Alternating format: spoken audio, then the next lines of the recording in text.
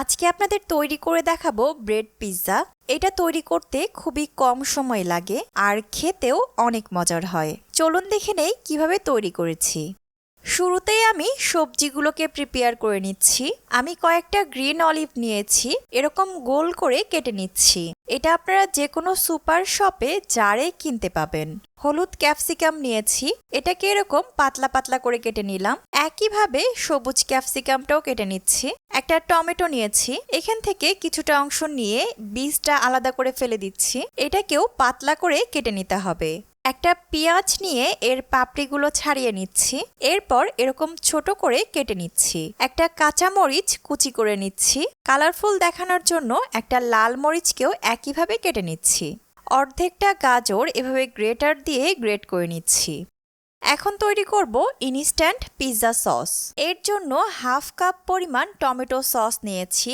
এর মাঝে দিয়ে দিচ্ছি 2 টেবিল চামচ পরিমাণ সুইট চিলি সস, 1 টেবিল চামচ পরিমাণ মিহি কুচি করা রসুন, 1 চা চামচ পরিমাণ অরিগানো, 1 চা চামচ চিলি ফ্লেক্স, 1 চা চামচ পরিমাণ চিনি, 1 চা চামচ পরিমাণ লাল মরিচের গুঁড়া, হাফ চা চামচ পরিমাণ লবণ আর হাফ চা চামচ পরিমাণ কালো গোলমরিচের গুঁড়া। চামচ দিয়ে সবকিছুকে ভালোভাবে নেড়ে মিশিয়ে নিচ্ছি। পাউরুটির একটা স্লাইস নিয়ে ভালোভাবে বাটার মাখিয়ে নিচ্ছি। যে প্যানে ব্রেড পিৎজাটা বেক করব ওইটার উপরেই বসিয়ে নিচ্ছি।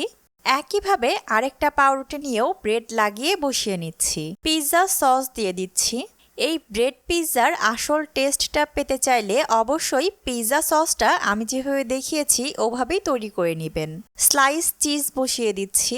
গ্রেট করা গাজর দিয়ে দিলাম। ক্যাপসিকাম আর টমেটোটাও দিয়ে দিচ্ছি। গ্রিন অলিভগুলো উপর থেকে সাজিয়ে নিচ্ছি। কেটে রাখা পেঁয়াজটা দিয়ে দিচ্ছি।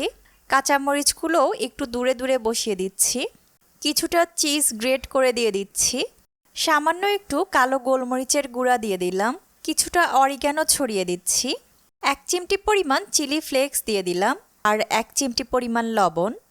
তাওয়াটাকে চুলার উপরে বসিয়ে ঢাকনা দিয়ে ঢেকে অপেক্ষা করছি 5 থেকে 7 মিনিট। এ সময় চুলার আঁচটা একদমই লো থাকবে।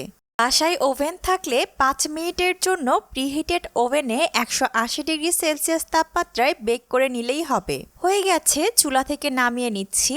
আমি একটু কেটে পরিবেশন করছি। দেখলেন তো কত সহজে তৈরি করে নিলাম দারুণ মজার ব্রেড পিৎজা। বাড়িতে অবশ্যই ট্রাই করে দেখবেন, আপনাদের অনেক ভালো লাগবে।